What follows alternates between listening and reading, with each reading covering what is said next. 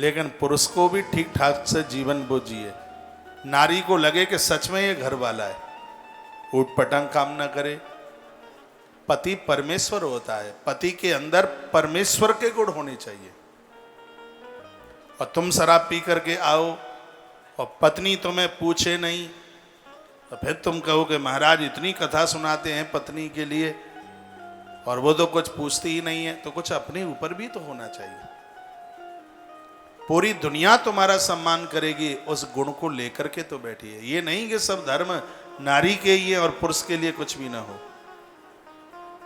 ऐसा बिल्कुल नहीं है। पुरुष का भी अपना धर्म है, मातृशक्ति का भी अपना धर्म है। और ये बड़ी चिंता की बात है। नारद जी ब्रह्मा जी को कहते हैं कलयुग में स्त्री अपने पति की तरफ से निडर होगी। बेटा पिता की तरफ से निडर हो जाएगा तो बिगड़ जाएगा।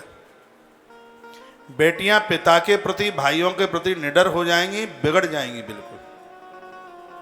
धरती की हर बहन को अपने भाई का डर होना चाहिए। धरती की हर बेटी को अपने पिता का डर होना चाहिए। धरती की हर पत्नी को अपने पति का डर होना चाहिए।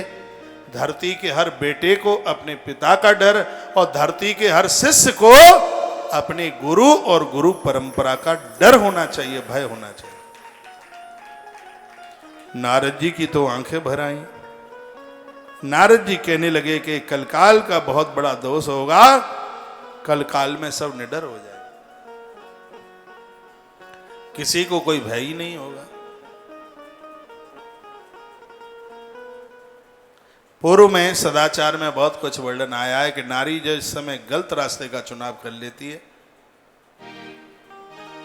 उसके पियर पक्ष की भी अनगिनत पीढ़ियां मोटे मोटे आंसुओं से रोती हैं, तड़फती हैं, फेंक दिया जाता है खौलते हुए तेल में। आप माला पकड़ करके भजन करते हैं, बहुत अच्छी बात है। भजन से भी ज्यादा आचरण चरित्र की जरूरत है। ये अध्यात्म रामायण में यही तो बताया। राम जी के चरित्र का वर्णन किया है। राम जी के जो अद्भुत चरण का वर्णन, अद्भुत चरित्र का जो वर्णन किया, इसमें तो लिखा है कि हमारा चरित्र ठीक नहीं है तो हवन करने का पुण्य नहीं मिलता, देवी देवताओं की पूजा का फल नहीं मिलता, मंदिर दर्शन करने का कोई पुण्य नहीं प्राप्त होता।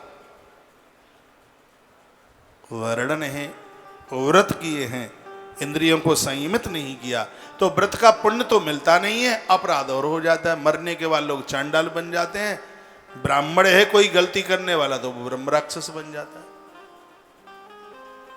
हम लोगों को सुधारने के लिए, समझाने के लिए, सजग रखने के लिए भगवान वेद व्यास ने जो अध्यात्म रामायण की रचना की है भैया, वह बहुत अद्भुत है, भारी अद्भुत है।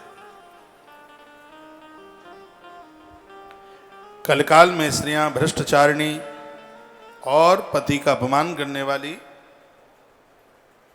ये कलकाल का ही दोष है। बच्चे निडर हो जाएंगे, माता पिता भाई का किसी का भी भय नहीं हो